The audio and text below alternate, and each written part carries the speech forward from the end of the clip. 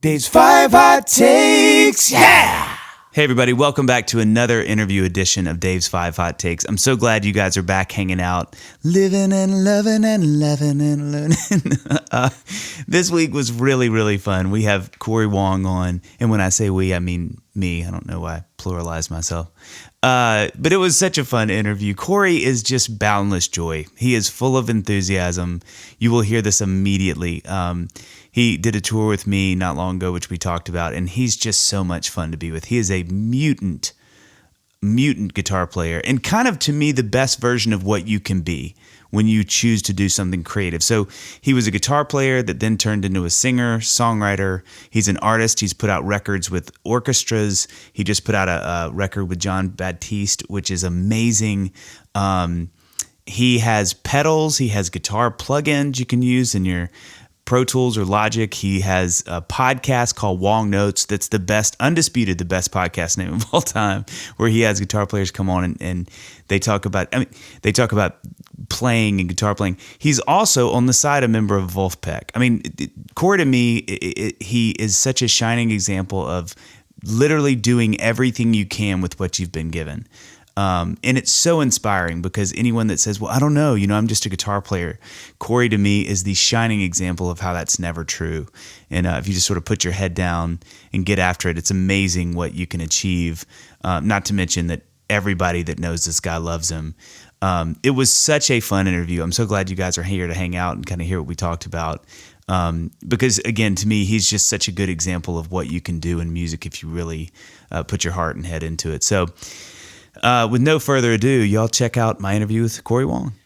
Okay, here we are on Dave's 5 Hot Takes with, I don't know how to encapsulate the kind of talented that you are. It's not just... Oh, come on. No, don't do this. Let me talk.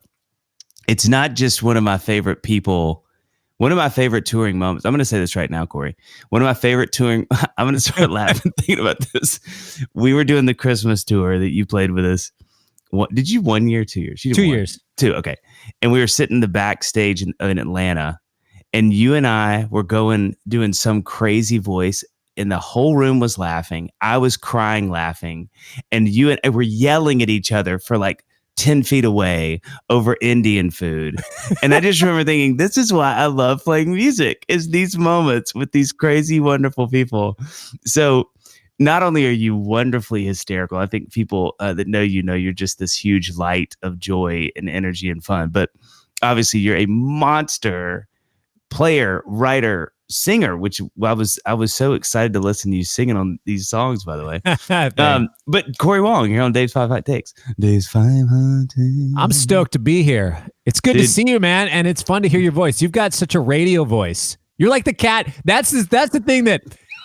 how do you not have more voiceover work aside from John Field's voice message? Yep, you are his voice message. Is it still? It still is. Oh, that's such an honor. You have reached. You've reached. Yeah. John Fields, mix master extraordinaire. I'm going to tell you, Cory, one of my dreams in life that's not been realized. I grew up watching Disney movies, and I so desperately, still at 42 years old, I want to do voiceover work so bad. Yeah. And I just don't know who to tell that. You know what I mean? Like, everybody that tells me that's like, oh, yeah, I don't know anybody. But you should do it. And I'm like, oh, God. Yeah, I need the one guy that's like, I have a cousin in LA. You know what I mean? Yeah. Dude, I have a bro that works. I'll be your VO agent.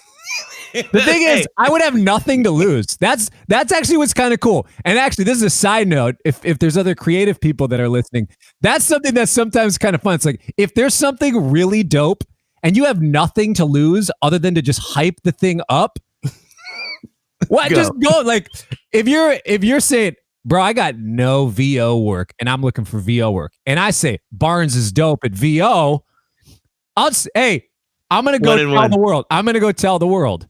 It would be hysterical if like you suddenly started amassing a small wealth because you became this just insanely good VO agent.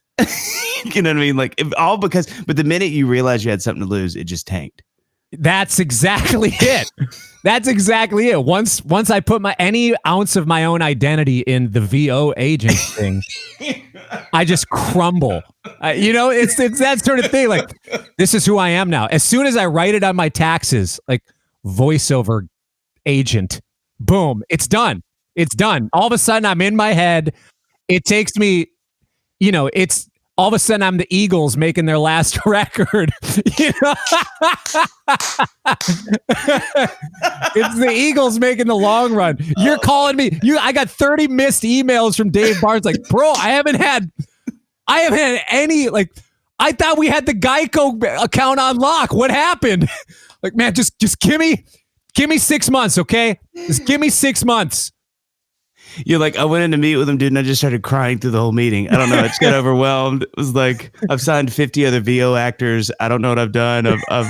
Don't you sort of feel like maybe that's like a microcosm of the truth of what we all feel when we start attaching our identity to anything that we do? Yes, absolutely.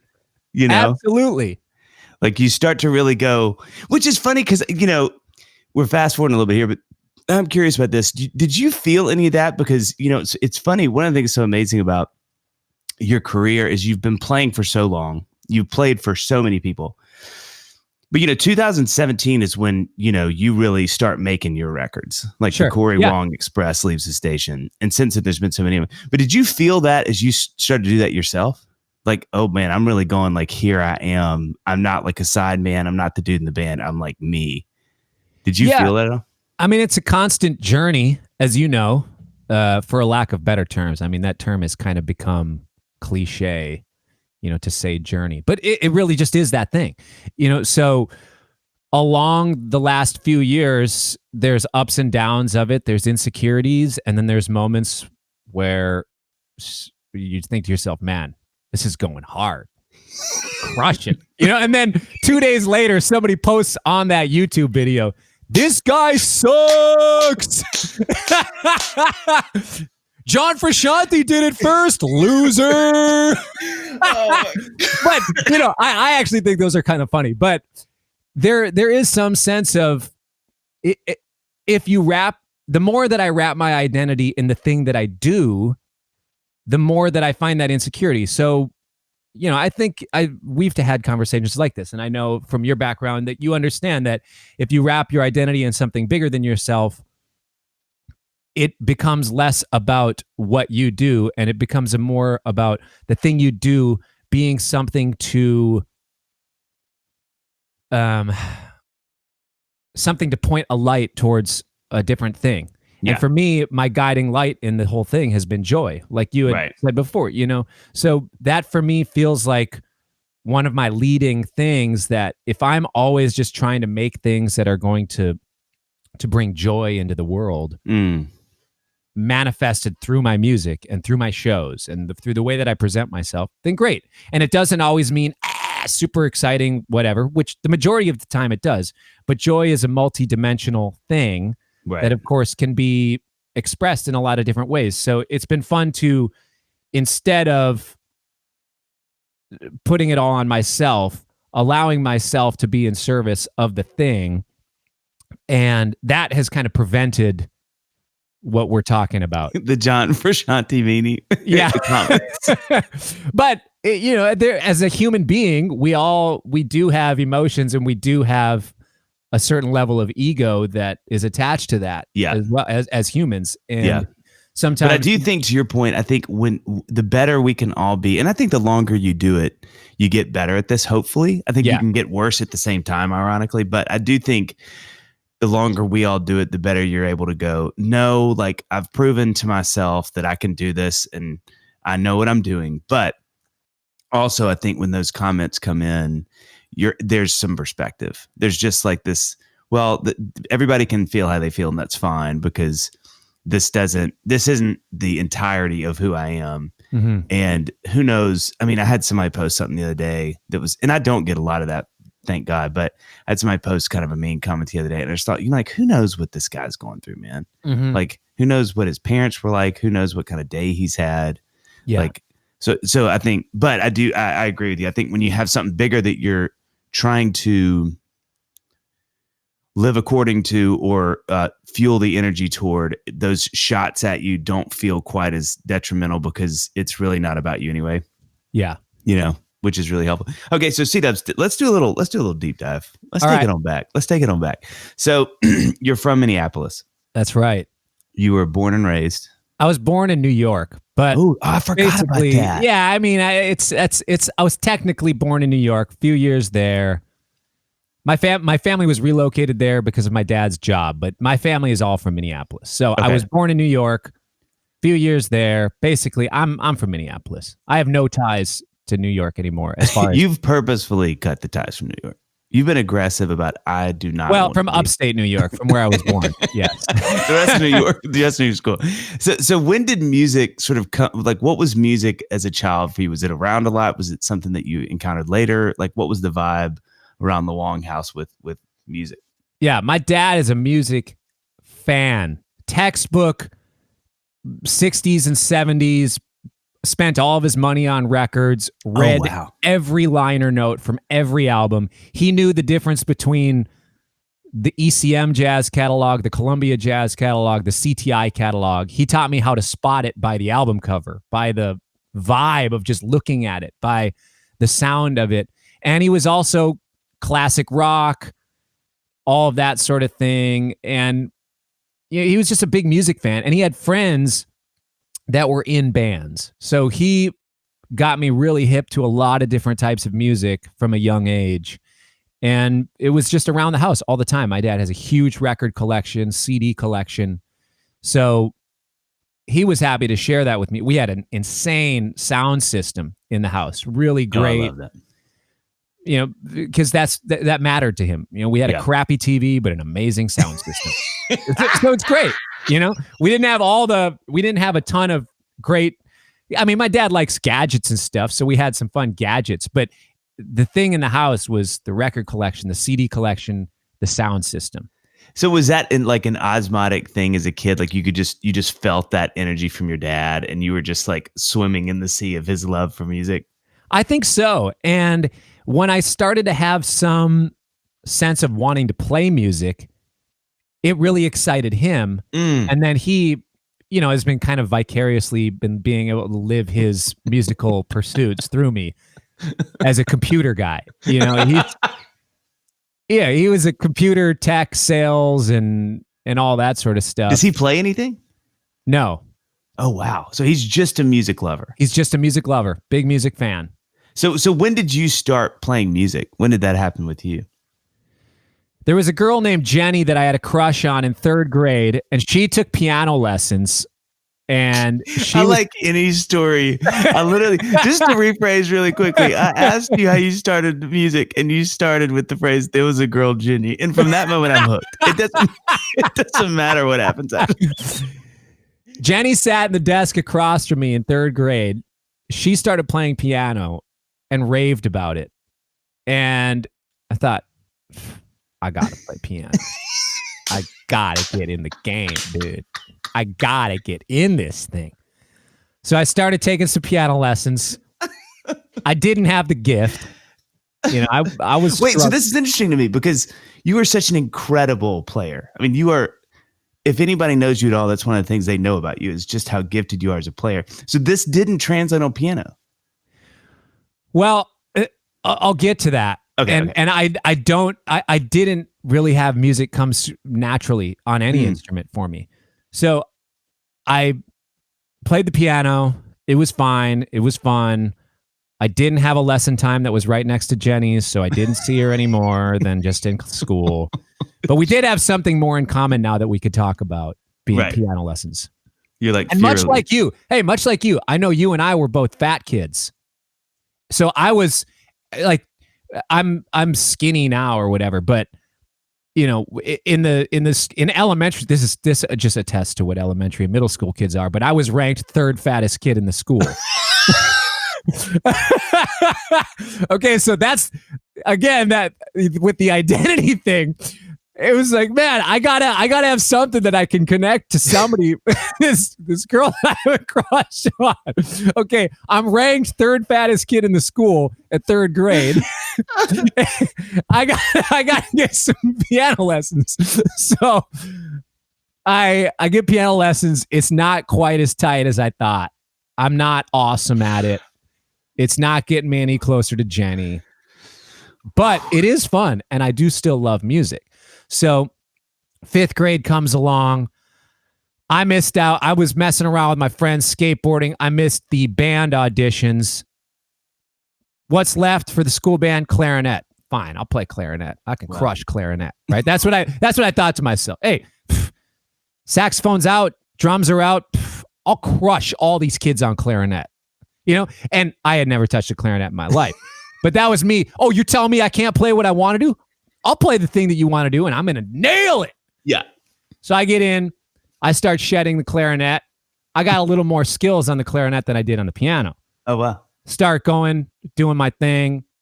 Then I get hip to punk rock, Green Day, Alanis Morissette. Which, who doesn't see that coming clarinet right into Green Day? Exactly. What a natural. It's a clear through line. It's a clear through line. Okay. Anyways, I start playing bass guitar because I love Flea. I love Mike Dirnt from Green Day, Les Claypool. Start playing bass. I'm actually pretty good at this thing to start. Just because I have is this? 6th How old grade. is this? Oh, Sixth grade. I feel it in my fingers, and I have the drive. I want to play this thing. It's not that I was really good when I picked it up. It's that I knew as soon as I picked it up, I'm going to get good at this thing, and I'm not going to let anything step in my way. I'm gonna start a band. That's going to be my thing. That's how I'm going to get Jenny's attention. At that point, Jenny had I was done with Jenny. You'd moved on. So is that I lost hope is what it was. Who knows what happened with Jenny? But were you listening to alternative? I mean, were you listening to Primus and Red Hot Chili Peppers and were those the bands? Okay, that was what you're listening to. Yeah, 90s alt rock. Okay, I was too young to do it, but I watched. I think the majority of Woodstock 94. I was in 3rd grade. Oh wow, 4th grade. I watched it on pay-per-view. Wow. Yeah. So you were in. I was in. I loved music. So once all that stuff was happening, I mean, I watched the Green Day Mud Fights thing from Woodstock on pay-per-view live. And I was totally too young to do it and couldn't believe that I was doing it. But anyways, a couple of years later, I was at that point, I had to be playing music. So wanted to start a band. My friend was like, hey, my stepdad has a bass. I said, we can't have 2 bass. I play bass. Yeah, but they're not going to buy me a guitar. My stepdad has a bass. Why don't we just have a band with 2 basses? It's like, fine, screw it. I'm going to play guitar. Screw it. You play bass. And I moved to guitar. And I've been stuck playing guitar ever since. That is so fascinating. So did you feel, so you know how you said when you picked up the bass, you're like, oh man, I'm going to figure this out. I'm going to kill this. I love playing this. Did you feel the same way about guitar? Yes. Actually, you know what? Oh, it's not next to me. Dang it. When I got home one day after school in 6th grade, my mom just said, walk in the closet. I have a really big surprise for you. Go to your room, look in your closet. And the white Fender jazz bass that I use was sitting in the closet.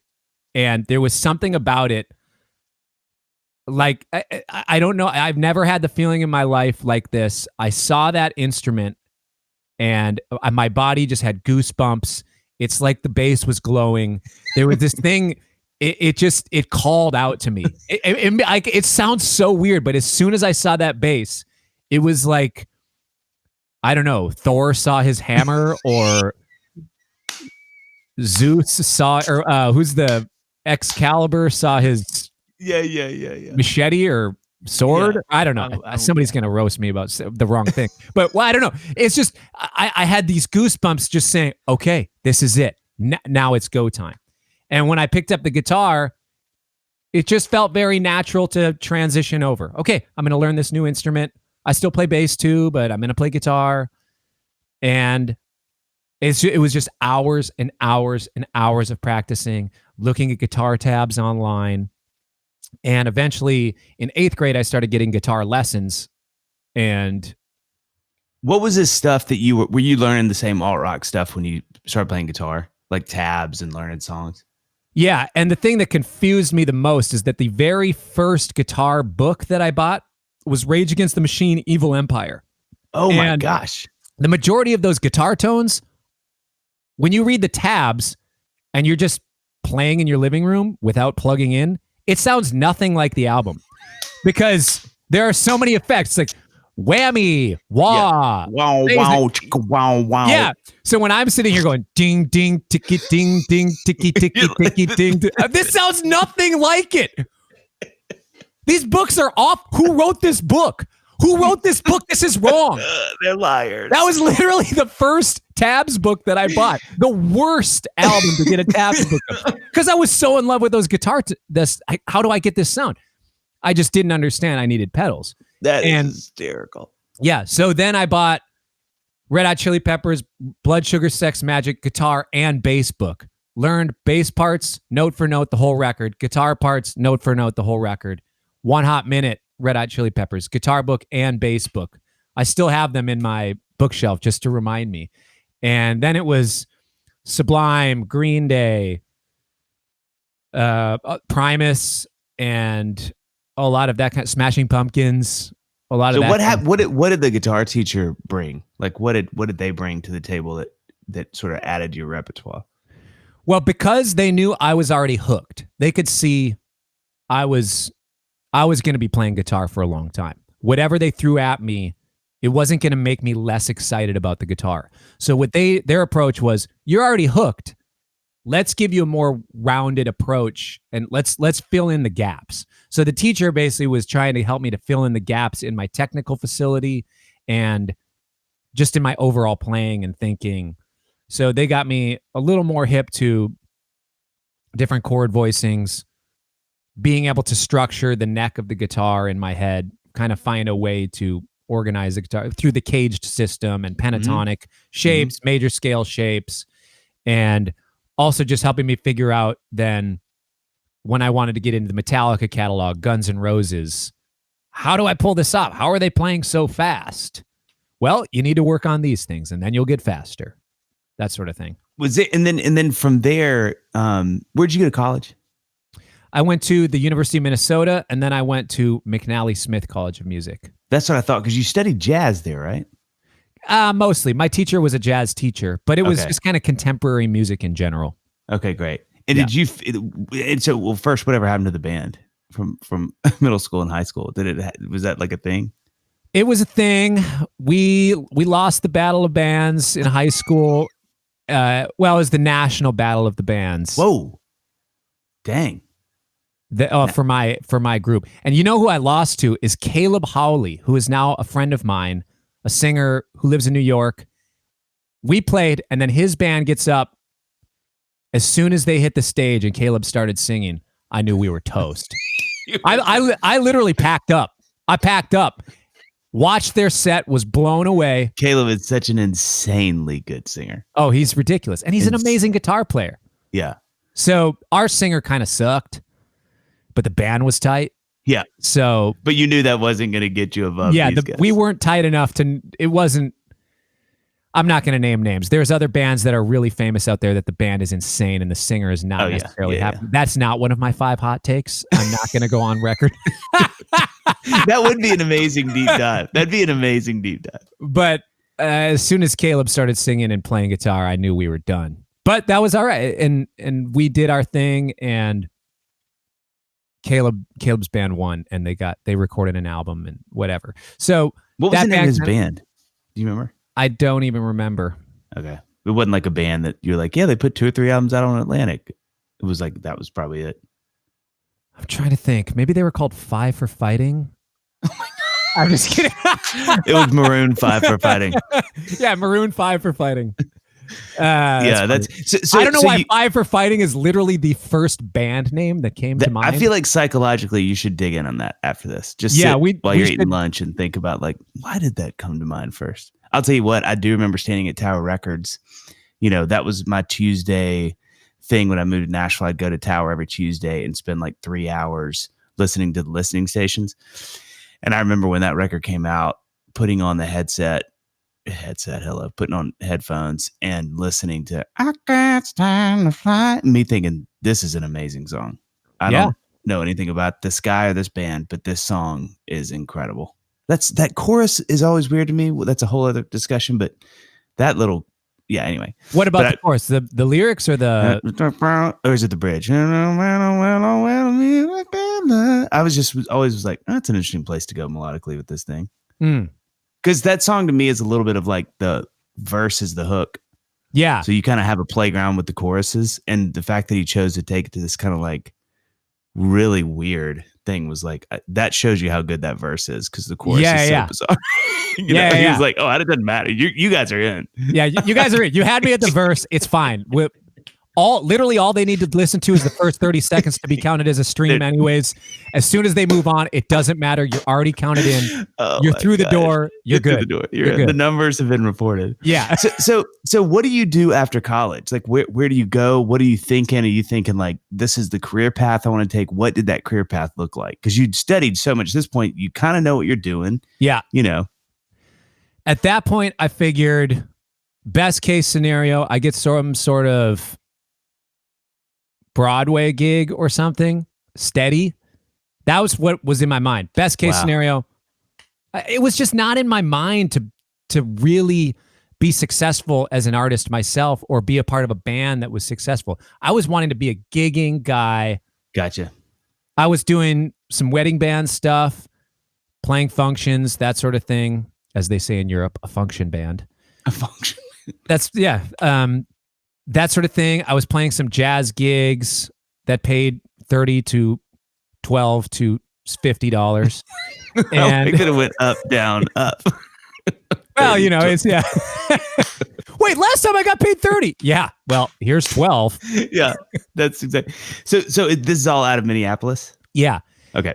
And then eventually started doing some more playing and expanding my mind. I think, honestly, the first couple years, for better or worse, I just had my mind closed off to the idea that I could be a part of a national act or an artist, and then eventually myself become an international touring artist. It just seemed so much. I had such a local mindset. I didn't have a global mindset.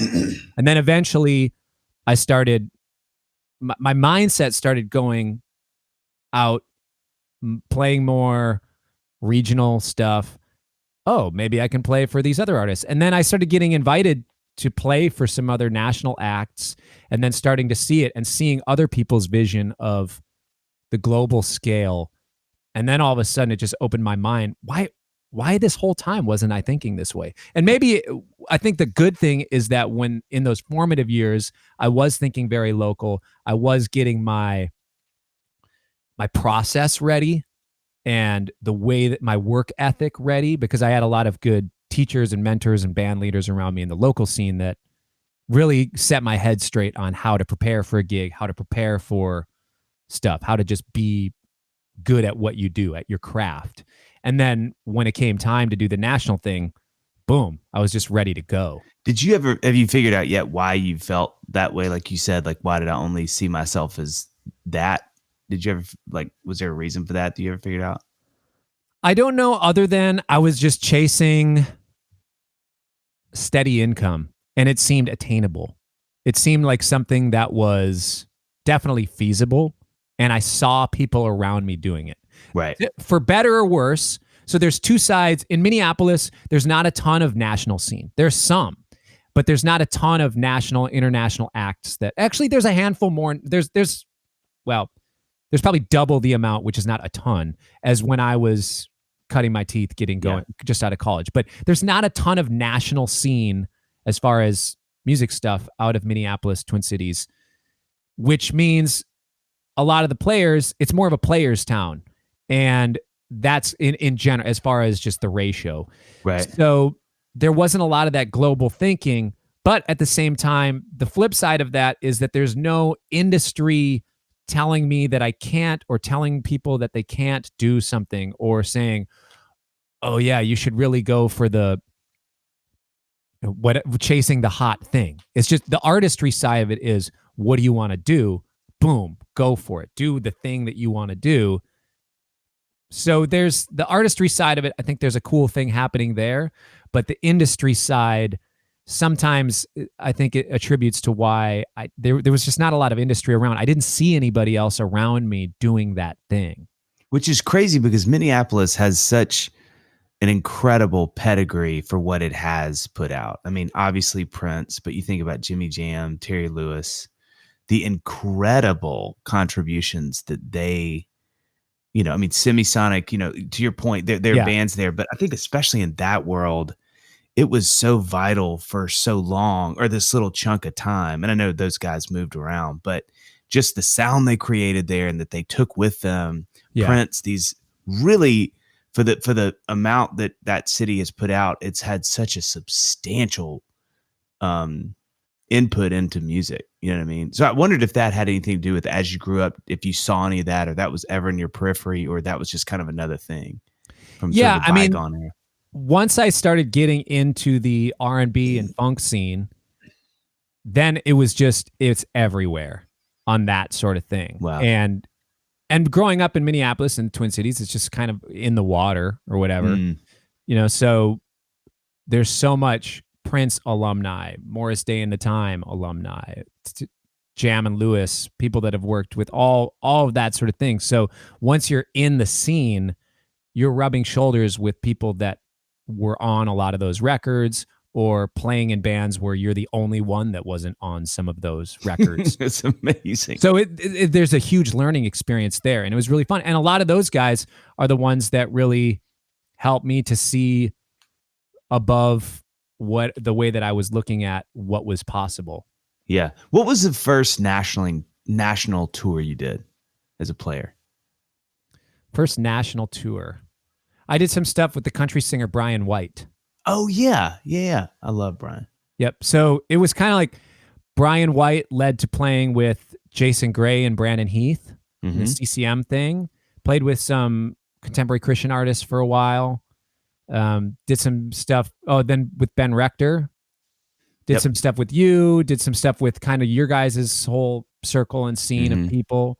And then, and then at that point, the Wolfpack thing started taking off. So that was main. Which it's so fun. It's been so fun to watch your star rise, because I feel like, I was going to ask this, how did you get connected to Brian's camp? Like, how did you get out of Minneapolis into something where people are going, hey, there's a guy you should hire if you're looking for guitar players, but he's in Minneapolis. Like, how did you get connected to Nashville and just that kind of jumping into that river where it's sort of going, you know what I mean? So I played some gigs with this guy, Paul Peterson, who was in a band called The Family that Prince produced. Oh, okay. And he worked with Prince, and he's actually on the Morris Day and the Time record. He's the keyboard player for Morris Day and the Time in the Purple Rain movie. Oh my gosh. He's the younger guy in the orange suit. Okay. Anyways, Paul was a music director for Brian for some gigs, and Paul and I became close, and he's an amazing musician, and he hired me to do it. And so that's kind of, then you started meeting Nashville people who were then like, oh dude, I got to get you on this other gig, or. Yeah, it is where so I'm on the gig. There's one other cat that I didn't know, and they say, "Oh man, I love the way you play. I also am on this gig. I'm gonna recommend you for this." And then all of a sudden, you're in this thing where now you just know the one guy who was playing drums for the previous band, and now you're in a thing where you don't know anybody. And then this person says, the drummer says, "Hey, I have this other band," and then you join her band, and then she's got a friend that has this, and then it's all of a sudden, it's just, you're bopping all over the place, and then you realize also a lot of these people are just connected and intermingling. For those who are listening that aren't music people, that is one of the most amazing things about the music scene is it is almost 99%, not who you know is like, you better know somebody to be successful, but it's who you know, in that you just never know the gig that you're on, what that one gig can give you to another gig that launches another thing that does another thing. And so I think that's such a good word that you're saying, Cory, is, you always want to be on, mind your P's and Q's and but it's weird because in our world, that's kind of like your, your what do you call it, job interview. Totally. Do you know what I mean? Like, because you can show up and be like, all right, this is just another gig. I'm gonna have my stuff ready. But man, if people like you and they dig what you do, you just never know what's going to happen from this one weekend of shows. Exactly. And the thing is, for me, I've done 2 auditions in my life for bands that I loved. I've never successfully auditioned for a band, but I just didn't get hired. Granted, excuse me, I wasn't the right guy for either gig. They were these kind of grungy hard rock bands. You would have killed that in middle school, though. Oh my gosh, I would have. I mean, musically, I know I crushed it, and the band knew it. I just wasn't the right stage vibe, and I know right. I was not the guy, right? But whatever. Anyways. The thing about you're right. This sort of thing. Every gig you do is in some way a job interview or audition, because you don't know, first off, who's going to be in the band, but also who's going to be in the audience, or who's going to be the headliner because you're part of the opening band, or who's going to be the opening band that is going to be successful and now watched you play on the road for a few years or whatever. And what I've learned is that if you treat every single gig with the same amount of respect, and it's just your standard operating procedure to give everything, to be the most prepared, to just crush it, then it's gonna translate. And that's right. And I've had situations where I've been in a part of a band. I wasn't the one hiring. I wasn't the music director. I wasn't the artist, but there's somebody who's been really talked up and a well-known person, big name person, shows up, and they're not prepared. Yeah. And at that point, who cares how quote unquote good you are or how big your name is? You're not crushing the gig. Yeah. And you're not doing yourself or the artist that's paying you any favors. So at that point, and then later down the road, they'll say, hey, should we hire? No, I did a gig with that guy and he didn't. Yeah. It was terrible. Rehearsal day 2 and he didn't even know the forms to half the songs. Yeah. Boom. Yeah. And then it's the reverse job interview. All of a sudden, it's the opposite. Now that this person did not get hired because they weren't prepared. And it's crazy. I feel like, you can speak to this better than I can probably, but I do feel like stars can rise and fall so quickly in that world, because you can have a couple of bad gigs where and it's never because you're struggling through something. That's a different thing, like trying to figure it out. But when someone just shows up and you just feel like they don't care. Yeah. And sadly, that hadn't happened to me a lot, but I've had a couple times where you hire someone and they show up and you just feel like, dude, why'd you say yes to this? Like, exactly. You don't want to be here. And then everybody, it affects everybody. And then, but I've seen a lot of those people don't get hired a lot after that. It's just crazy, Yeah. Okay, can we do this? Can we get some hot takes going? Let's get in the hot takes. And it's funny because I thought about some of these hot takes, not knowing that we were going to talk about 90s. And I got a couple things. Okay, give me the first one. What's the first hot take? Hot take 1. If we're judging bands by their Spotify top 5, which in today's climate, that's a big thing. Every time you're putting out a new record, you want to break into your Spotify top 5 for sure. It's the goal now. It's one of the checkpoints. Every time you put out a new record, you want to break through to your Spotify top 5. Whether they put out any new records or not for the rest of time, Sugar Ray's Spotify top 5 might be the most banging Spotify top 5 of all time. Cory, I literally just did a hot takes on this. Are you kidding me? Listen to me, Cory Wong. No way. I will fight people over Sugar Ray. And this sounds, I'm not kidding. I recorded it like a month ago. And I was like, Team Barnes and Wong, dude. I was like, this is. So first of all, let me say, I'm gonna tell you what I talked about really quickly, because I think this is phenomenal. The thing that blows my mind about Sugar Ray is they were a punk rap group, hard rock rap group. That first album. Okay. Yes. They, on the second album, they have Fly and like one other song that sort of flirts with that style. Well, as we all know, Fly was the hit of all hits of all hits of all hits. The rest of their career was those kind of songs. They would have a couple of the throwbacks of like but this is what, so that's fascinating one. But the thing that really fascinated me, then, who knew that those guys could write some of the most undeniable, not just songs, but production to me that I will be in a recording session for my music and routinely go, God, I just wish I could pull off a song that kind of has that Sugar Ray vibe. And everybody in the session will look at me like, are you crazy? And I'm like, I will fight all of you out right now. Dude, I am 100% with you. I tag team Barnes and Wong, team Sugar Ray.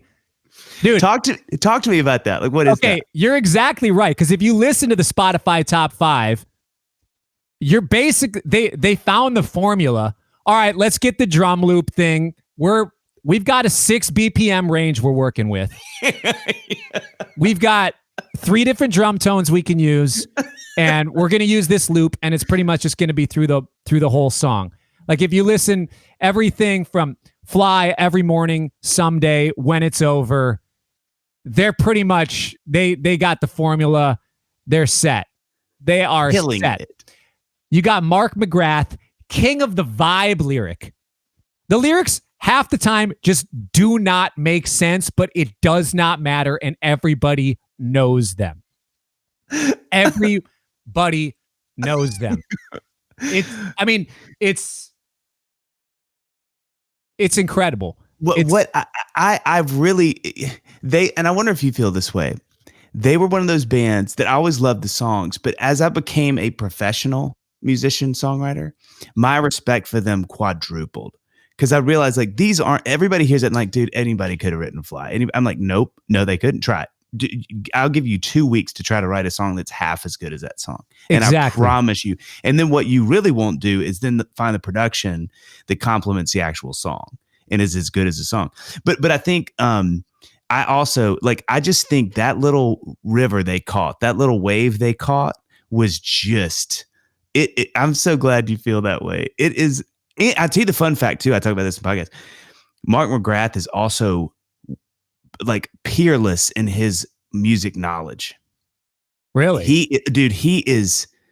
I don't know if he just never left his room and all he did was read liner notes and stuff. Yeah. But like, I watched a Music Jeopardy one time. It was he, Edwin McCain, and somebody else. And Edwin McCain literally said, they were like, Edwin, how do you feel about the game? And he's like, well, I'm not really given much competition because Mark over here has the GNP of Brazil because he was literally 10 times more money, 10 times. Like it was Musical Jeopardy. Nobody was, it was like he was buzzing before they would get the question done.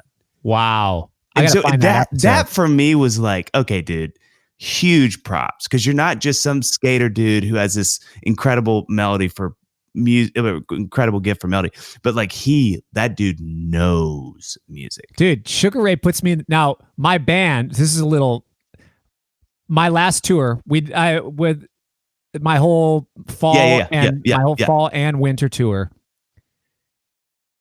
Sound check, set up. I'm listening to the Spotify top 5 Sugar Ray. It puts me in the mood. After the opener, during changeover, I've got my little Bose mini speaker, Spotify top 5 Sugar Ray. My band had to listen to the Spotify top 5 Sugar Ray songs twice a day. The entire tour. Bro, It's amazing. There's something about it. I don't know what it is. It triggers this nostalgic, it triggers this primal thing. All around the world, statues crumble for me. Who knows how long I've loved you. If somebody brought that line into me, imagine a co-write. Yeah. You're sitting there, you're excited to see your bro. He comes in, you guys are chatting. Like, dude, what do you think? He's like, I don't know, man, but I got the opening line. You're like, yeah, talk to me. He's like, all around the world, statues crumble for me. Who knows how long I loved you. Ooh, that's good. That's good. Hold up. I got the next line. It totally has it's a total following of that exact story. Everywhere I go, people stop in and see. I'm 25 years old. My mother, God rest her soul. And you and I was like, bro, we are on it today. We are on it. We are on the same wavelength. That is literally the exact story I was thinking when I wrote the first 2 lines. And all 4 of those lines are independent. What do they have to do with each other? And that is the brilliance of Sugar Ray. It doesn't matter. It doesn't matter. One of the biggest songs of all time, dude. Sugar Ray is dope. So let me ask you this. I always like to pepper during that 5 Hot Takes other questions for you.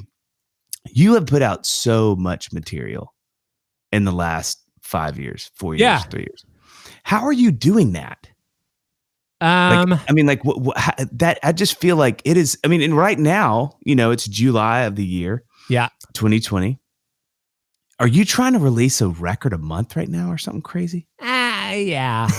Yeah. But dude, but not, here's what I want to give you props for is not only are you just doing that, but I mean, you put out Meditation, which is this beautiful with Jean Baptiste, which is this beautiful, contemplative, quiet, beautiful music. And then, you have this acoustic record that's equally beautiful, much more acoustic thought, this is a lot of stuff. How are you doing that? Well, I have my process down and comfortable, which helps a lot. But we're also talking about 5-6 years of voice memos on my phone that I've been just sifting through and filtering and putting into folders for the last 5 years. And when I'm sitting on planes and trains, going back to those folders and giving it the is this still good? And the stuff that passes that test 4, 5, 6 times, then it stays in my phone. Otherwise, it just gets deleted. Yeah. And I'm always writing. And just like you sit down and you go to work. For a lot of people, they go to their job every day and work for 8 hours at their desk. For me, my desk is in my studio, and I'm always writing and producing kind of at the same time. I kind of produce things as I'm writing. So that kind of is 2 processes at once. I can get a little bit of a better idea of how I want something to really sound. And then when I put really good demos together and do a session, for me, my goal when I'm in the studio is to record 6 songs a day. Dang. Partially, most of the time I'm not doing lead vocals. You as a vocalist understand that would be really hard to do. Mm-hmm. But, and even as a band, it can be hard to do. But I don't like to do more than 4 or 5 takes of my tunes. Mm-hmm. And I send pretty good demos or instructions to the band ahead of time. And I say, let's show up gig ready on these tunes. Not just, listen through. I try to say, get the stuff really comfortable so we can just play it down. And then we'll just figure out some little nuances from there and get into the weeds and then start tracking. That's amazing. And that's for as far as my process goes. I like to do that sort of thing. So that way I can record a ton of stuff if I do 2 days of tracking.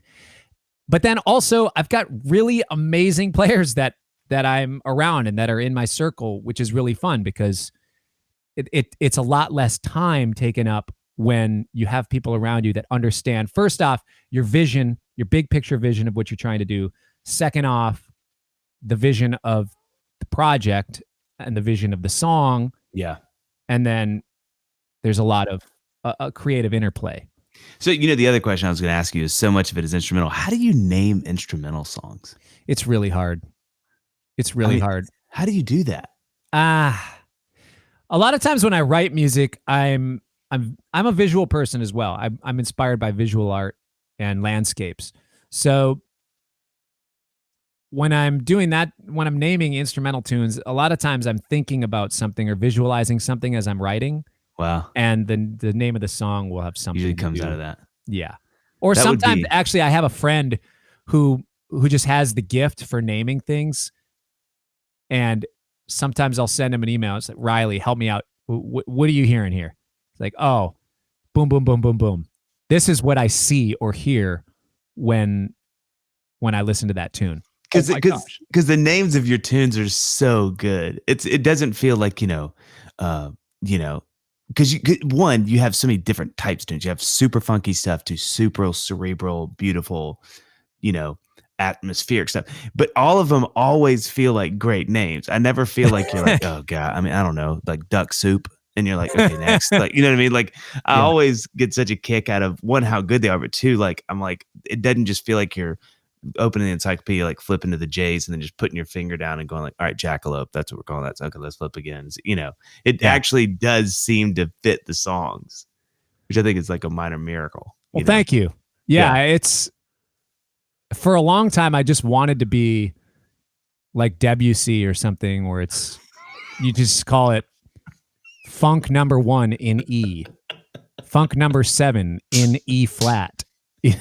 That would make things a lot easier. But at the same time, I think the fun thing about naming tunes is that, especially as instrumental songs, well, I guess they're not technically songs if they're instrumentals. They're only songs if there's lyrics. No, I disagree. Yeah, I know. That's the college Cory coming out. College Cory. It's a great character. Yeah, it actually is a fun bit. I'm going to mark that down. College Cory. That's good. Technically, they're tunes if they don't have lyrics, is what I was told. Okay. I like Anyways, whatever. Because instrumental stuff doesn't have lyrics or tone of voice in messaging, how you project, the tone of your voice when you're singing something. The song title does, in some way, kind of set up that little thing, along with the production and the writing and all the stuff, just like any other song. But the title does kind of help nudge that thing along. Yeah, I get that. All right, what's hot take 2? Hot take 2. Smash Mouth. Fush You Mang and Astro Lounge, 2 of the greatest produced albums of all time. I'm not saying the 2 greatest. I'm saying 2 of the. You want to talk vision? You want to talk about execution?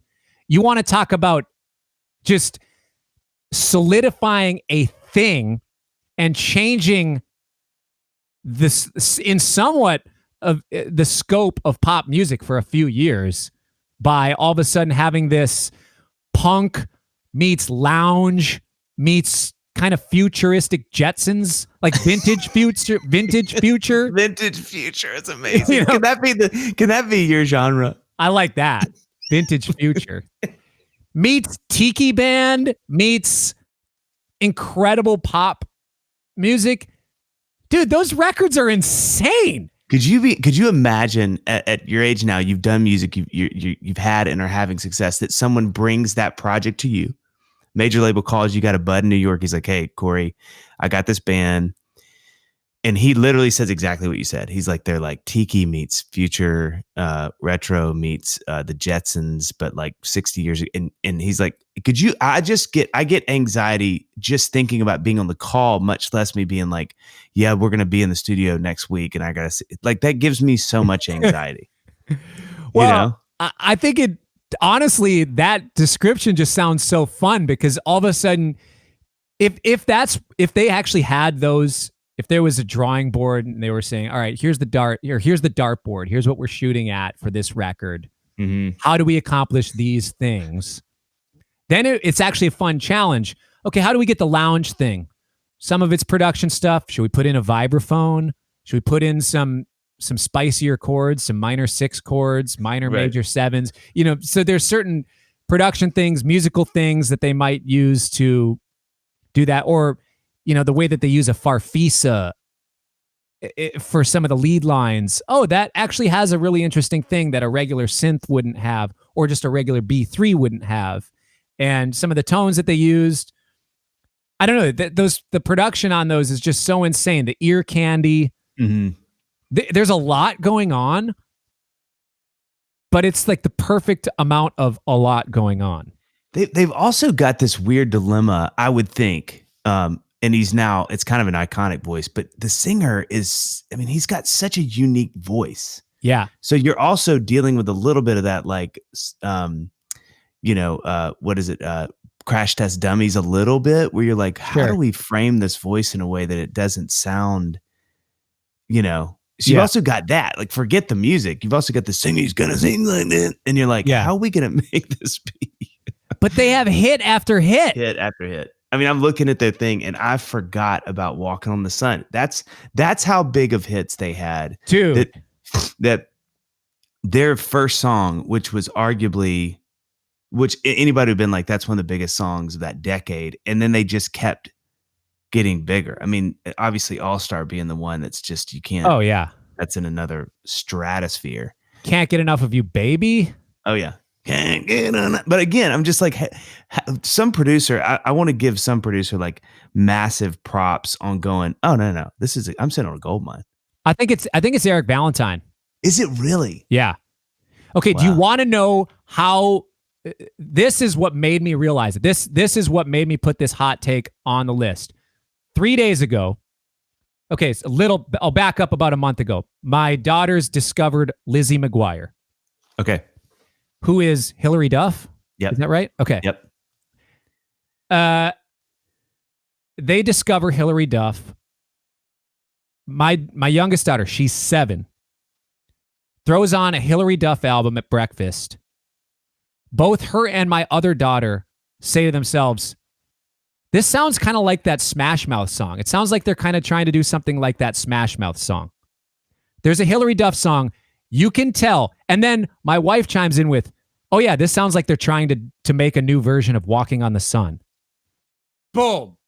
Right there. My kids recognized this. Wow. It's one of those things, like there's certain influential things. Oh, let's do the Paramore thing, or let's do the Echo Smith thing. Or, there's so many times, I don't know what, those are two references that I heard all the time when I was doing session work a few years ago. Oh, give me that kind of Echo Smith thing. Oh, okay, I know what you're going for. Give me the Paramore thing. Okay, I know what you're going for. Give me the whatever thing. When all of a sudden you are the reference, and you're the reference so hard that kids 15 years later, 20 years later are recognizing it, that's kind of insane. That's proof enough. That's proof enough to me that you've done something right. Yes. So, okay. So Cory, talk to me. I can't believe you referenced to Smash Mouth. I mean, that is incredible. Actually, I want to listen. I'm going to listen to Walking on Sun the minute this is done, because All Stars just becomes so ubiquitous that it somehow crushed another song, which was equally as well known for a long time until that song just swallowed it whole. Yes. And then it just became meme world a couple years ago somehow, which is incredible. Actually, you know what? Cody Fry told me that one time at I think it was his 6th grade birthday party.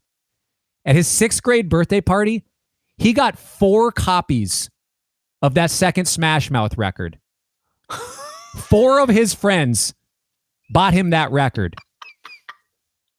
Ask Cody about it. I think it's 4 or 5 friends.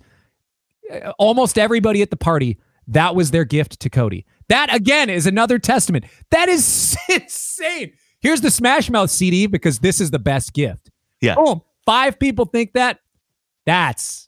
Dude, whatever label they were on would have just like frothed at the mouth hearing that story. They would have been like, everybody in the marketing department's getting a raise, baby. Oh, yeah. I mean, here's the other thing too, quick aside. I've thought about this so much in the last year, and I don't know what's made me think about it, but this is a great example of this conundrum that I have. Or it's not a conundrum, it's just a thought. This is, you're going to throw something out when I say it's the dumbest thing, but let me unpack it. The singer's voice matters as much as anything that's happening. And here's what I mean by that. Like, like Whitney Houston, sure. I Will Always Love You is not I Will Always Love You without Whitney Houston or Dolly, but you know what I'm saying? Yeah. This band is a great example of that. You could stick, I don't know why I just thought of this, but Bryan Adams, an incredible singer. Yeah. Incredible singer. Killer tone. If he sang All Star, you'd be like, and let's say you didn't even know the Smash Mouth guy, but if he just came out and sang that, you'd be like, what is going on? But there is something about this gravelly voiced dude that if he ever sang the Star Spangled Banner, you'd probably be like, I don't know about that. But when he sings his songs, they're cataclysmic hits. Exactly. And so it's always fascinating to me that songs need certain voices to make them what they are. And you can if Whitney Houston had sung Walk in the Sun, it's not the same song. Mm-hmm. The best singer with a great song is not the best version of that song. You know what I mean? And so there's something, especially when someone who wrote it sings it, that it's able to carry it to the place it needs to go because of the way it all sort of the genesis of the whole thing. Do you know what I mean? Yeah. That fascinates me. Yeah, and as I'm thinking about that, I'm thinking of other singers that would be able to pull off Walking on the Sun and Can't Get Enough of You, Baby and All Star. And I'm thinking, So Walking on the Sun, I could hear Kimbra crushing Walking on the Sun, but I can't necessarily hear Kimbra crushing All Star.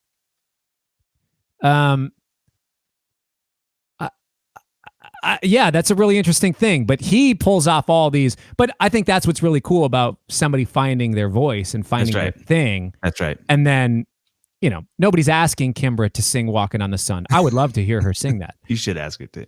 That would be amazing. But I think you're right. The sound of the voice. Yeah, something about the way it all mixes together is fascinating. Okay, so talk to me about Wolfpack and Fearless Flyers. I mean, one of the things that's so fun about your career is you have this way of sort of being in things without having to be in the thing. Like Sure. you're in them, you're there, you're doing it, but then you've got your career, you've got your shows, you're still playing with other people intermittently. It's like, how did the Wolfpack thing even come about? That they came and a lot of the guys came and saw me playing with a band in Minneapolis at a place called Bunkers, and we became friends, and then eventually started playing together. And then when I, became a part of the band, the thing about that, kind of what you're saying, the real answer to why that works is because with Wolfpack, for all of us in the band, there's probably 20, 30 days a year of commitment. We don't really tour much. Yeah. And what we've been doing the last couple years is every time that we go out, we'll normally do a couple show run, or we'll do little festivals here or there, or we'll do a night at Red Rocks, and we'll tag on a couple days of recording before or afterwards. So it's not a ton of commitment, and as far as time goes, and that's by design, because everybody has their other stuff that they're working on, and I don't know that the original intention of the band was to be a full-time band. Right. And it's really fun to have it be the way that it is. And Jack, as a band leader, loves to see us each do our own things as well, and really wants to see us flourish in those things. Because in the end, we all help each other by doing all that stuff, as a community. So when Theo does well, the band does well. When I do well, the band does well. When the band does well, I do well. When the band does well, Woody does well. And it all feeds everything. So it's really cool. And then the side project of the Fearless Flyers, Jack had a vision for that a few years ago. We put the band together. Year one, our commitment was 3 days of recording in LA, and that was it. 2019, our commitment was 3 days of recording in LA. We do a surprise encore to the Wolfpack set at Red Rocks. We didn't tell anybody that the Flyers were going to be there, but Jack and I had the idea of, instead of just an actual encore, we do an encore with Wolfpack, and then do a surprise Fearless Flyers set. Oh, I love that. Which I thought was going to be really fun, and it was. And then we opened for Wolfpack at Madison Square Garden. So for Joe and I, it was literally the exact same amount of commitment as Wolfpack, other than the 3 days of recording, because we are obviously already doing Red Rocks and MSG. For this year, we recorded a record for a few days. It's always like 2 songs a day. Well, this year we did a 10-song record. So we actually recorded 10 songs, and we did 10 songs in 3 days this year. So did the album in January. We had planned on doing maybe 4 or 5 shows this year, and no shows with Wolfpack. So the commitment is so little that it allows me to be able to do all the other stuff, allows Antoine to do what he wants to do. Joey gets to do his thing. Theo gets to do his thing. And Dart is a part of a lot of those projects. Woody's putting out his own music, and Jack gets to do his thing, which is just be internet guy. You're so quote unquote internet guy.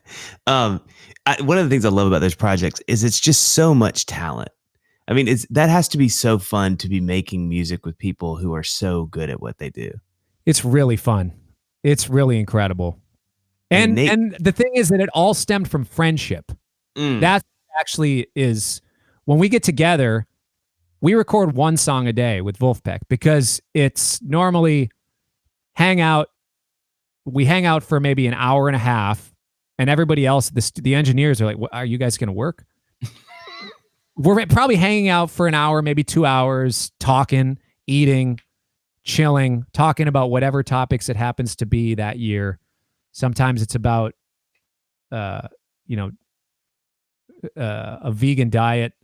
That was a big thing for a year and a half, still kind of ongoing. Other things have to do, before it was all music industry stuff, business stuff, streaming stuff. Where is everybody going to live? What's the best city to live? And now it's kind of a mix of all kinds of things. So it's funny, just there's topics of conversation that just pick up. We haven't seen each other for 3 months. We'll get in the studio. We're just hanging out for a couple hours talking about just continuing the conversation from before. And then we get to recording the song, and then we're done, and we go back and do the same thing. We're just talking and hanging out for the day. And so with both those bands, do y'all record, like, are the videos the actual recordings? Yes, absolutely. That's amazing. That's and so no cool. headphones, no click. It's all just in the room. Guitars are never mic'd. Well, sometimes they're mic'd because engineers want that, but I always delete the tracks before I give the sessions to Jack. He doesn't even want them. And actually, Jack, also, starting 2 albums ago, if we would do 3 takes, he doesn't even want the files for the previous 2 takes. Just it's easier file management for him. I love that. So it's just on a thumb drive, or just, here's a Dropbox folder. Here's the 8 tracks, overhead, kick, snare, 2 piano mics, the 2 direct guitar lines, the direct bass line, the direct whirly line. And here's the video file from the iPhone, all in one in one folder. And then it's really easy.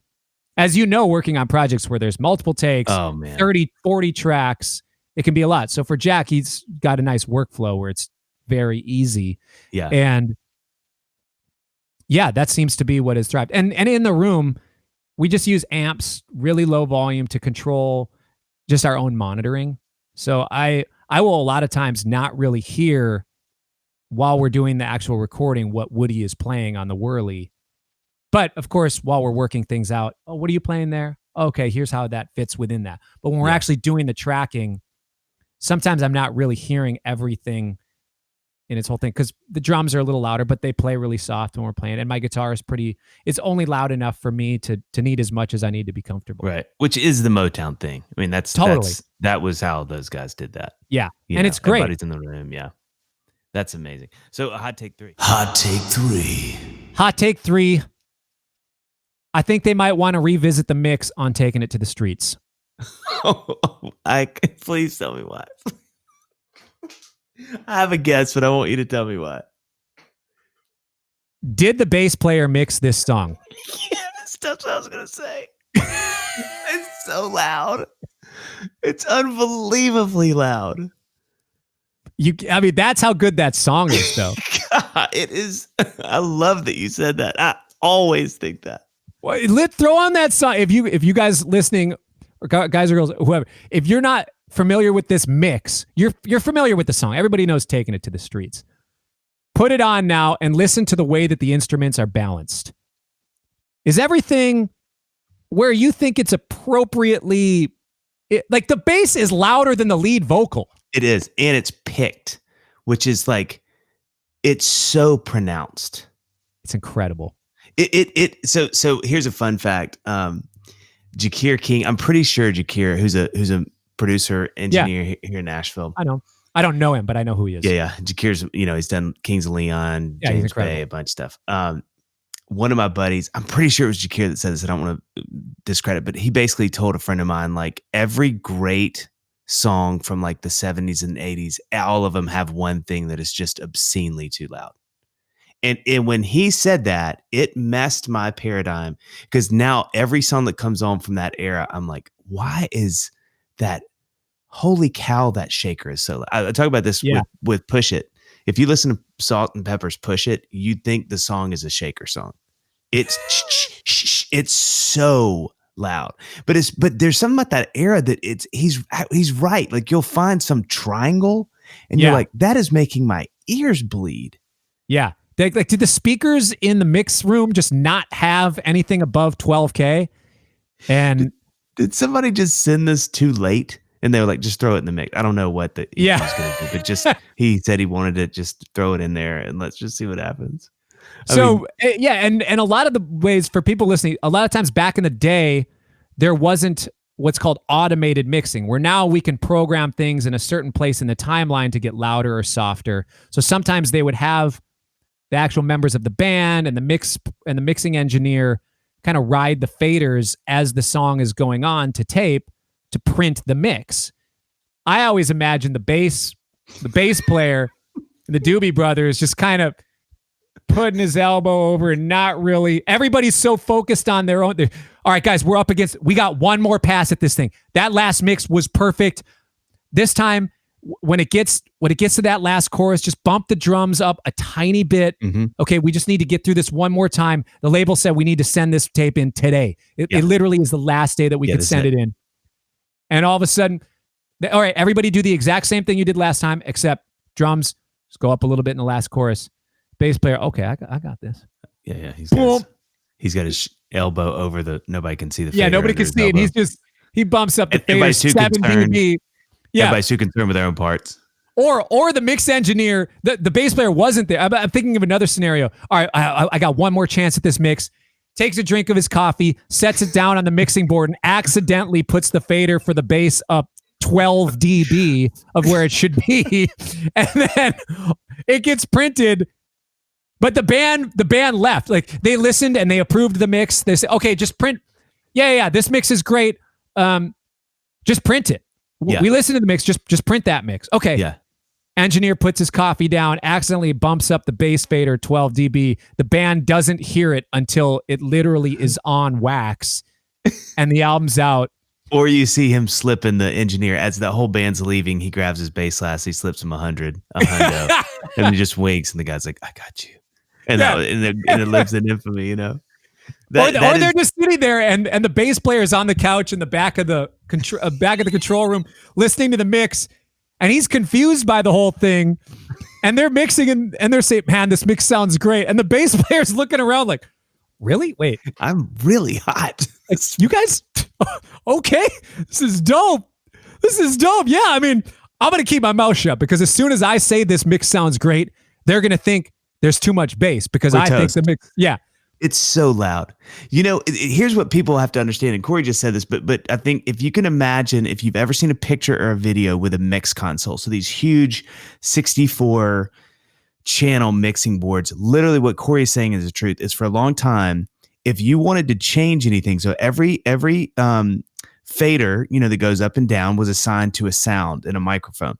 So it was an athletic pursuit to mix an album, because you would have to literally walk over, and if now this is when the guitar fades down, you're pulling the guitar down, you're running over to make sure the BGVs come up right here. You're pulling the BGVs down with all 5 of your fingers, because there's 5 parts. Then you have to run over, and this is all real time. And so literally mixing a song, the final mix of something, before automation, all automation did was you could actually assign those things what to do, and they did it on their own. The same every time. You would literally have to remember, and Cory just said this even as he said that, you would have to remember, oh shoot, when does the guitar, what did we do on the last take? Oh yeah, it goes up, and I need to go up in the bridge. Okay. And so literally you are athletically, your interns, you have 4 people on the board.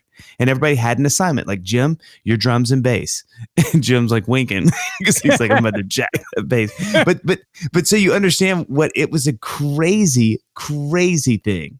Like, and so those guys weren't just as good at mixing, but they had this unbelievable ability to have people with them that knew, like, even how your fingers stretched and what they touched, and you want to hit something accidentally or push something, to Cory's point, like, you sneeze and the fader goes up when you sneeze, and then all of a sudden you have a BGV that shoots out of nowhere and ducks back down, and so it was a very athletic, thing you had to do with these mixes, So Cory, as we're moving on, tell me about this podcast. You have this amazing podcast called Wong Notes.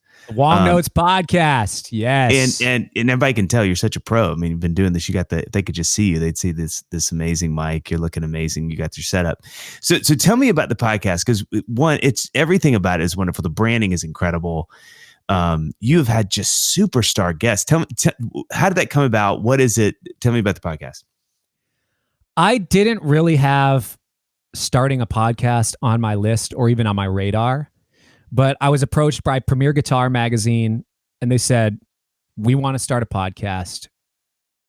We think you're the cat. will you do this podcast with us? Which, man, is quite a compliment because, I mean, they could kind of go to anybody. I know, which is fun. Yeah, it is maybe I'm their 12th call. Maybe 11 people turned down the role, which that's fine. I don't care. We got a hard no from Clapton. Hard no from Clapton. Yeah, Annie turned us down. St. Vincent's working on a new record, so she said maybe season 3 she could take over. But look, who's this band? Wolfpacks. This guitar player. See if one of these guys will do it. Joe Dart said no. Ask Cory. Anastasio's he's a maybe. We may get Anastasio for the half of a season. But yeah, I don't know which call I was. I like to pretend that I was call number 1, and I like that. It's a fun podcast. It's been crazy to do because Premier Guitar asked me to be the host for it and presenting it with Fender, which is super cool. So between Fender's roster, Premier Guitar's roster of the people that they're connected with, and my friends and people that I'm connected with as guitar players and peers, we've been able to put together a really fun list of people for me to interview, many of which are so different in genre or style. And it's not all just guitar players. Like for me, one of my heroes of all music in general is Bela Fleck. And I got to interview him. My gosh. George Benson, who was definitely, I gave them, here's my top 5. Here's the top 5, 6 people that I want to interview. I'll do the podcast if you can get me these people. And they said, we can promise you 2 of them. We know we can get these 2. And I got those 2 in the first. Okay, game over. Yeah. So it's as much as me just wanting to talk to some of my heroes and kind of get a lesson, quote unquote, from my heroes. So questions that I want to ask and that I think also other guitar players and musicians, creatives in general, want to ask. So George Benson, John Schofield, it's been insane. What have been some of your favorite sort of takeaways? Well, I think the thing that I wanted to, the theory that I had, the thesis, a lot of it is what creates an icon? What is it that makes a legend? Because so many of the people that I'm interviewing are current legends or future legends.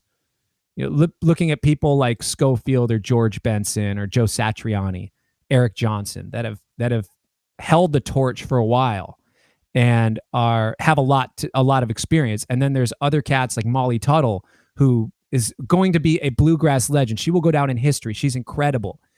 And asking them and figuring out what they think is it that makes somebody iconic, that makes something iconic, that makes somebody a legend.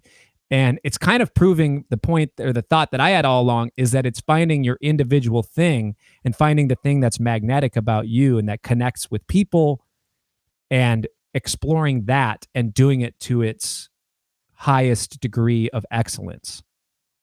That's amazing. I've never thought about that question ever in my life. That's a great question. What do you think creates an icon? Like what makes something iconic? What makes a legend? I think you nailed it. I really think that's right. I think I was thinking about that as you were talking. I was like, I think it is that you just lean really hard into what it is that you seem to do that's a little different than everybody else. Sure. And then you just you always develop and you add things on and take things away, but I do think icons are known because of what they do. Like, what is the thing? What's the color they bring to this palette? Yeah. And it's just not the same color. Yes. As anybody else's.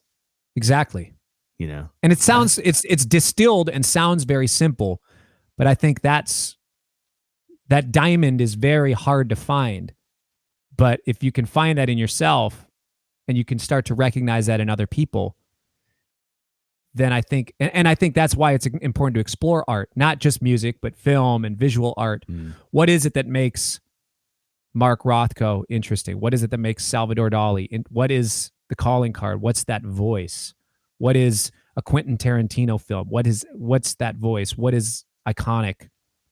Don't you think too, the thing about that's so interesting, and I think as long as you and I have been doing this, it becomes especially interesting because you've done that thing, right? Like you've done your thing for a while and you're starting to go like, there is this death you kind of have to die as an icon to knowing like, this is what I do.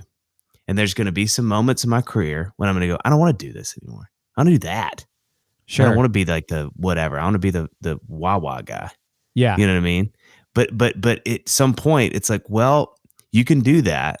But if you're really trying to curate and foster this thing, you got to be mindful of decisions you make that may look like you're going against what people know you as doing. And I think you can always do that. Like, I mean, some of the best records ever is where a band went, we want to do a record like this. And you go, oh my God, it was amazing. But, you also see where it can confuse people that love what you do, because they do tend to think this is why we know you and why you're iconic to me is because this is the thing you do. So it's a tricky, it can be as much of a blessing, a burden as a blessing, I think sometimes, you know what I mean? Yeah. It's like, well, I don't want to do that anymore. And everybody's like, we don't care, man. This is why we came. Do the thing. Yeah, and I think that also in some ways scares people from exploring.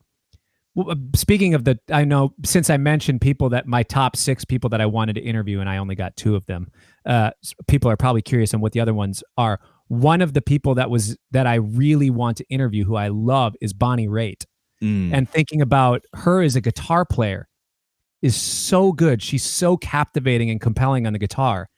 But then as a songwriter and as a singer, that's a completely different thing as well. So that's one of the things that I wanted to ask somebody like her, somebody like Vince Gill, Prince. Obviously I can't interview for this, but people that are known as songwriters, guitar players, singers that have made such iconic impacts on music in general.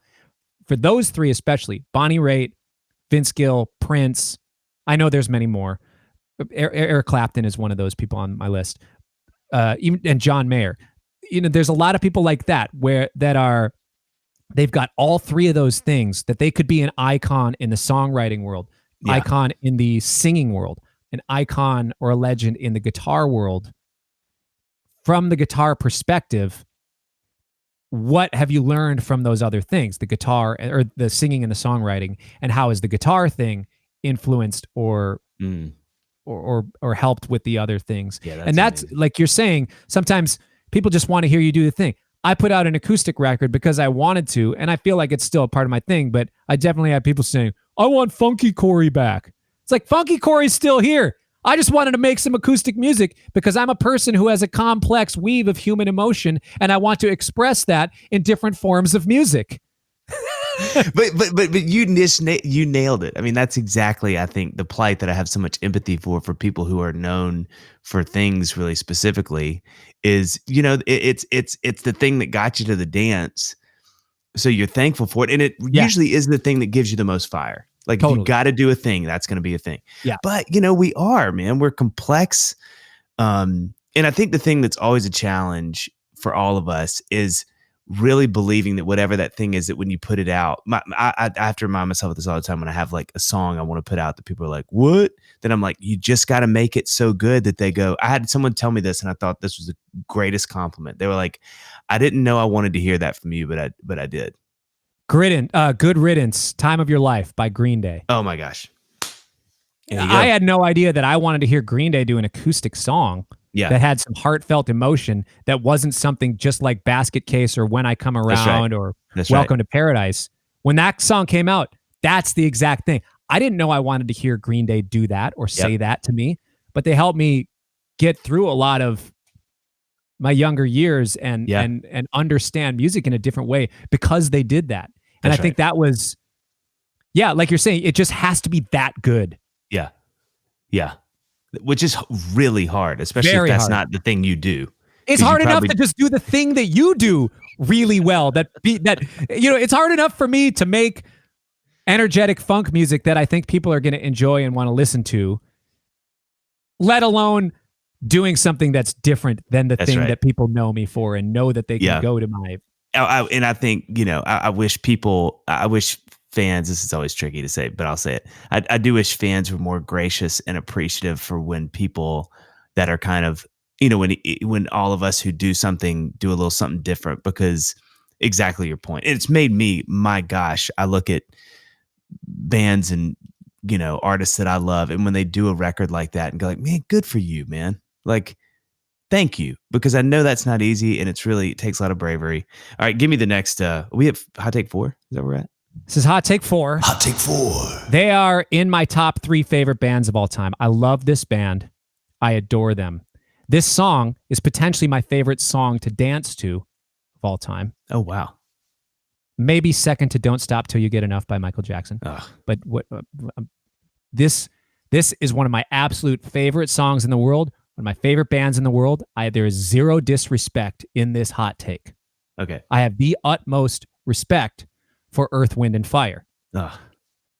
But I think they maybe could have done 1 or 2 more takes of September. I think the lead trumpet player is struggling a little bit in verse 2 to get those notes, to get that lick, and in the outro. I think they did Verdine White dirty on a couple spots on the bass. So dirty. On the intro, so dirty. Dun, dun, dun, dun, dun, dun. That moment drives me crazy every time I hear that song. I think every time Verdine White goes into Trader Joe's and September is playing on the speakers, he's thinking to himself, why would the producer not let me just do one take? Why could I not just punch that one spot? Are you that kidding one me? spot? Cory, let me say this really good. That's one spot. So the intro of the song, do do do do do do do do. It is a earworm that has a apartment complex in my brain. Like it has set up residence. Because every time I hear it, I think there is no way on God's green earth he meant to do that. But somebody just was like, dude, we got to leave it. But that was the take.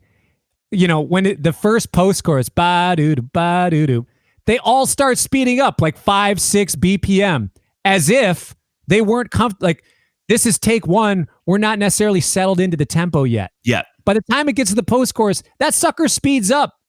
But you know what? It's great. And there is a lesson in that. This is one of the most iconic recordings and songs of all time. Mm-hmm. Mm-hmm. The ending scene of Night at the Museum. It's like the perfect song for the museum and all the everything to come to life. And it's a party. Yeah. It's one of those classic party tunes. It's one of the greatest songs of all time. To me, one of the greatest recordings of all time.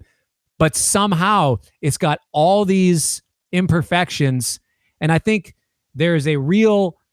So my hot take is that maybe they should have done 1 or 2 takes. But at the same time, the hot take is it's perfectly imperfect, and it's a good lesson in as artists and creatives that sometimes it doesn't everything doesn't have to be exactly perfect. If the thing is that good. September is that good of a song.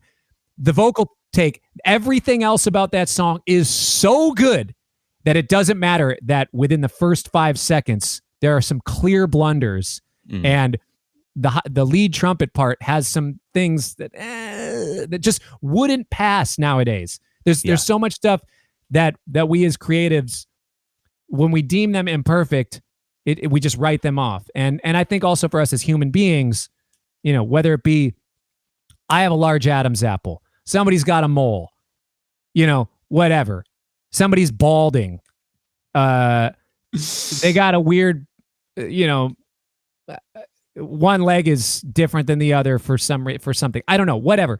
Yeah. I think there's things about us as human beings that might be deemed imperfect, but they just make us who we are, and that's fine. And you know, it's that kind of loosely cliche lesson in that, but it is fun to hear.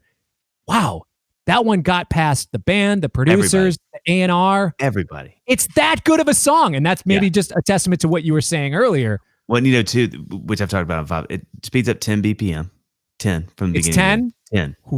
10.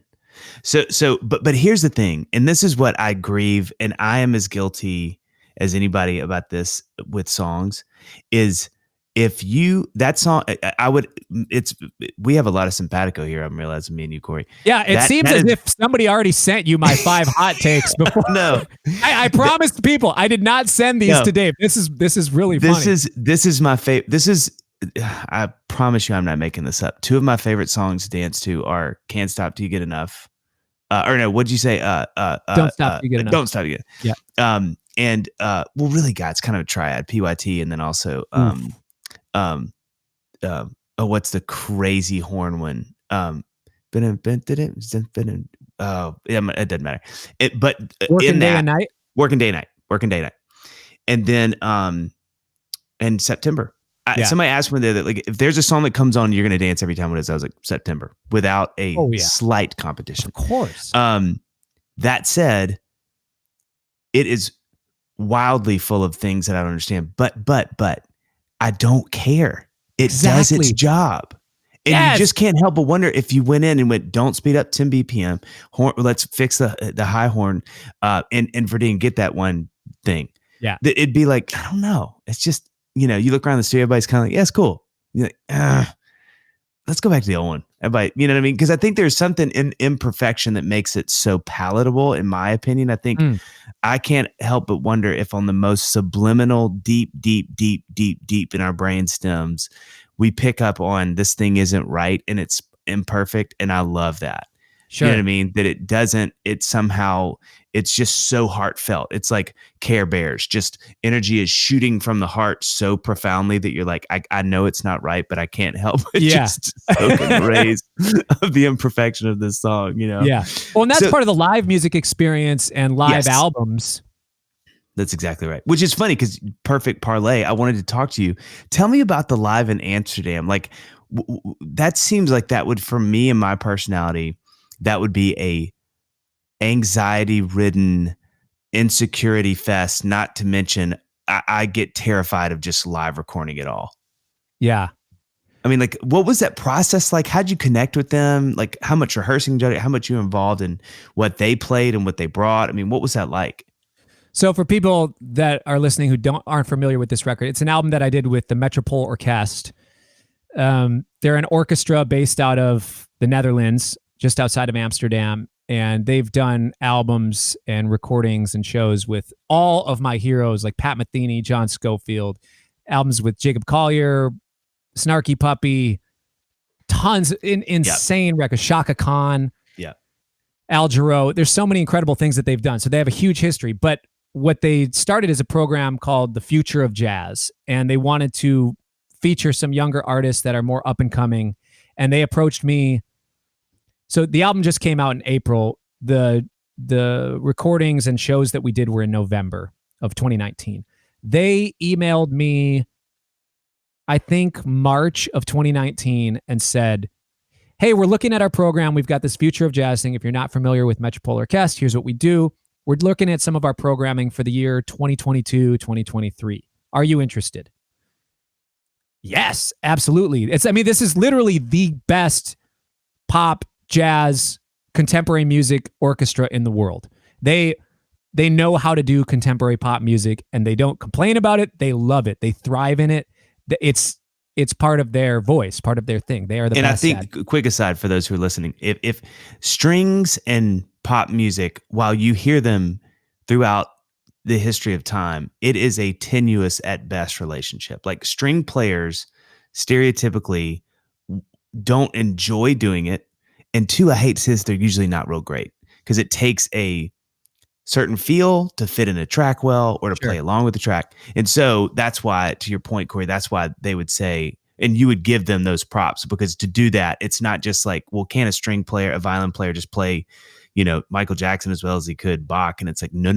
Yeah, they're two completely different skill sets. An orchestra that crushes the classical thing cannot be assumed to crush the Michael Jackson, Frank Sinatra, Bee Gees. Yeah, any of that sort of thing, because they're just different things. They're different sports. Right. There's different things that are celebrated. There's different targets that you're shooting at. In a lot of pop music, we're shooting at a certain type of middle of the beat. There's a certain flow to the timing of classical music. There's a certain flow to the timing of pop music. There's a certain dynamic. There's a certain thing that you're used to. And for a lot of orchestras, and it's not to any fault, it's just most orchestras are classical music. That's the history of the thing. So it's not a slight. It's It's just they're two different things. Anyways, so 3 years from now, let's do the album.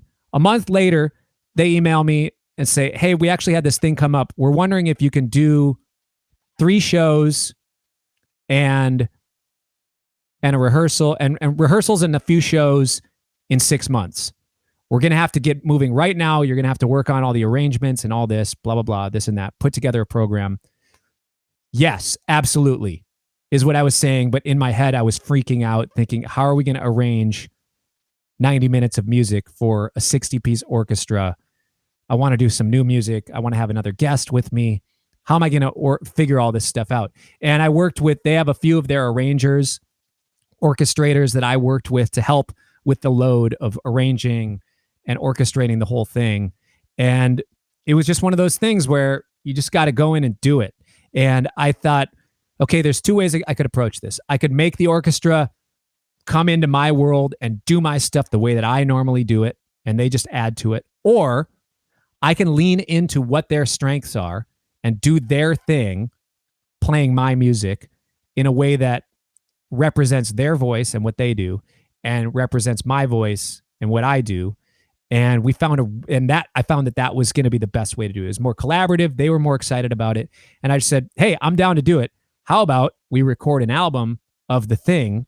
Because that would be really fun. And I think, if we're going to put all these resources and time into this thing, it should live on beyond just the 4 shows that we're doing, the small tour. And they were totally down. And the next 6 months was, a lot of work putting all that stuff together. But at the same time, I kind of just played my stuff the way that I normally do in the context of that orchestra. And that was by design in our arrangements and orchestrations. And they were incredible to work with. And then the most tedious process for me was to actually mix the album. I mixed the whole thing myself, and it was a long, hard process, but it was so much fun. I learned so much doing it, and it's really fun to just present my music in a different way like that. Yeah, I can't imagine. John McLaughlin, who we both know, and John's a dear friend of mine, he does a lot of this where he'll go, like in Indiana, especially. He's done a couple of concerts with a symphony out of Indiana, and his preparation for it is just so insane. Like he will disappear for a month and is back in his work area, and and I'm just like, man, when I saw that you'd done that and listened to it, I was like, that just feels like it would be so exciting and such a daunting task. Yeah, but it is literally my dream. Like, that is what I love. To me, it's like the old days of a TV orchestra.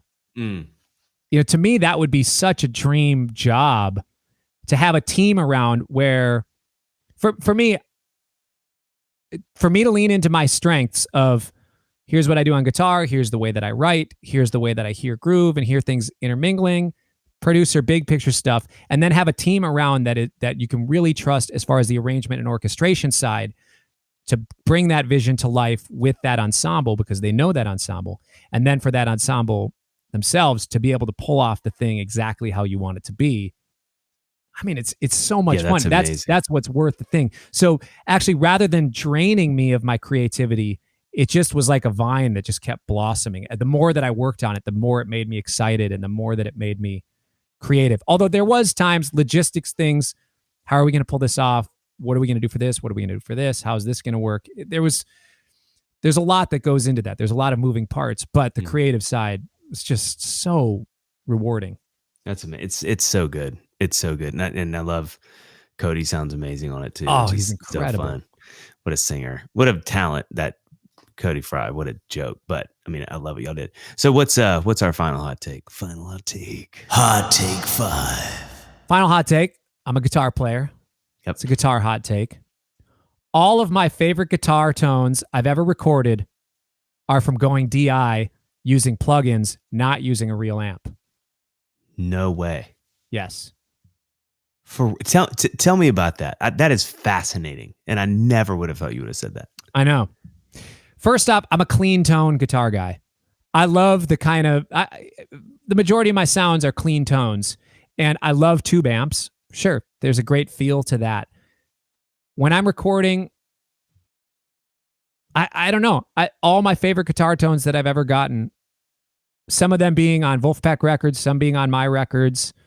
When I played on your album, I didn't use a real amp. That's right. It was all simulator stuff, and that to me is my favorite tones. Jack from Wolfpack got me hip to that. He showed me some of the stuff, whether it be using, a console simulator like Prince did or Nile Rodgers did for that sort of sound, or sometimes using a bass amp simulator instead of a guitar amp, because then it Wow. doesn't sound so guitar ampy, Right.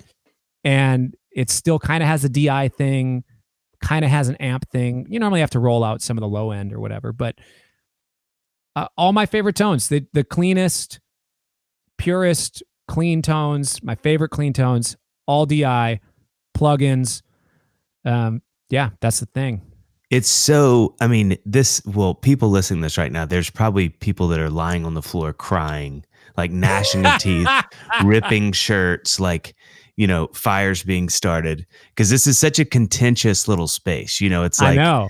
purists will just, but I will say this, the leaps and forward that they have made in the last decade for plugins is truly, John McLaughlin and I yesterday were sitting talking. I played him something, or no, he's playing me something. And I said, now this is John, a piano player. I mean, prodigiously good piano player. I said, dude, that piano sounds incredible. He looked at me and he kind of grimaced. He's like, dude, it's Keyscape. I know. I was like, is it the stand up? And he's like, yeah, it's that wing upright. Wing upright. Yeah. I know exactly which one you're talking about. And he said, and he looked at me with such with this kind of shame. And he said, Dave, he said, you just get to some points in recording where you're like, you play this plugin. He said, I sent it to two of my friends. He said, the two texts that I've gotten from friends I played were like, dude, what is this piano sound? And he's like, dude, it's a plugin. I know. I did the same thing with Cody Fry. He recorded some stuff. I was like, dude, where did you record that piano? That's the best piano I've ever heard in my life. Literally, it's the default Keyscape patch. C7 grand or whatever it is. Yeah. And it sounds incredible. Okay, I haven't recorded DI guitars for 20 years. I've only been doing the thing like this for 6 years. And in the last 5 years, that's where I've been, whoa, this is all my favorite stuff. Between Universal Audio, Neural DSP, stock Logic plugins, my number one song on my Spotify top 5 is a tune called Cosmic Sands that I recorded with Tom Misch, another guitar player. Yeah, I love Tom. Both of us going DI into inputs 1 and 2 of his Apollo using only Logic, stock Logic amp, compressor, plugins. It's all stock Logic stuff. And I love both of our tones on there. And part of it is just getting to know how to get your sound. Mm-hmm. It took us a little while to get it, but we got it. And it sounds great and it's fun. I mean, there's just so much. There's so many amazing plugin companies out there doing stuff. And yeah, in the last few years, it's come a long way. The Wing Upright sounds incredible. The C7 grand Keyscape is crushing. The Scarby stuff is dude, insane for whirlies and Rhodes. Yep. And part of it though is just getting a keyboard that, if you're playing a piano, get a piano MIDI controller that has hammer weighted keys, and it's going to sound like that thing. If you get a semi-weighted or non-weighted keyboard, it's not going to sound as good. But if you have a controller that's meant to go in line with that thing, you have to have some setup stuff that's going to do you some favors. But oh my gosh. And it's just so controllable. Like you can go in and change anything you don't like immediately. Yes. It's insane. I agree. So last question for you before I release you to the wild. What, as you think about the future and what you're doing and kind of what you're trying to do, what does the future look like? Like what are the things you get excited about in your career? I think continuing to just explore my voice on the instrument and as a writer. The riddle that I'm trying to solve right now is, as somebody who's primarily a rhythm guitar player and kind of known as a rhythm guy, to make that sort of thing as a lead artist, to be the front person of my project as a rhythm guy, how to make that work in general. That's kind of a fun riddle. But then also beyond that, instrumental music in general and guitar music becoming just a part of the zeitgeist. It's been a while. We've had, there was Stevie Ray Vaughan, Jimi Hendrix. Of course, they sang, but there was songs that were instrumental. Eric Johnson's Cliffs of Dover. Many people listening may not know Eric Johnson or Cliffs of Dover, but as soon as they hear it, oh, that song, it was just part of the zeitgeist. Mm-hmm. And I think that's a fun challenge for me to see if that would work for me. And especially the seemingly uphill battle of being a rhythm guy. But I'm not going to let that, if I tell myself it's a handicap, I'll treat it like it's a handicap. But right. I don't think it's that, but it's just a fun, different challenge because it's not overt lead player, guitar stuff. It's creating something that is more collaborative in what I do and instrumental. I'm kind of trying to solve that riddle a little bit. And then also seeing where the Wolfpack thing goes has been really fun. That's been a really insane thing that's just come to a crazy rise over the last few years. And to keep scheming up with Jack things for the Fearless Flyers and kind of how to keep that thing going and what next steps to take with that. It's just fun to keep the thing moving now that I feel like there's some momentum to try to keep it going, especially amongst a year where there's so much momentum that has been halted, not just for us or me or for you. It's for everybody. That's the one thing that a lot of people, when they're saying, oh man, my momentum slowed down. It's not just you, it's everybody. And rightfully so. We're in the middle of a thing that none of us in our lifetime have ever seen. So I think trying to just see how to continue to develop my voice and bring positivity to the world and joy, like you said. Yeah. Bring joy, how to learn to express that and connect with people in that way. I think that's a really fun challenge. And I feel like I'm still kind of trying to find my home in that. So, is it more in the pop realm? Is it more in the R&B realm, the jam realm, the jazz realm? Will I end up being somebody like a Danny Elfman or Hans Zimmer, where I end up doing more score type stuff? I don't know, but I think my personality is, and my gifting and my passion is so much with performing as well. So I don't know. It's going to be a lot of different things. I'm just excited to see what continues to give me energy and creative stuff. Well, I'm glad you do it. Thank you. It's so good. You're so good. Thanks for doing this. Dude, what a pleasure. This is really fun. Dave's 5 Hot Takes. Yeah.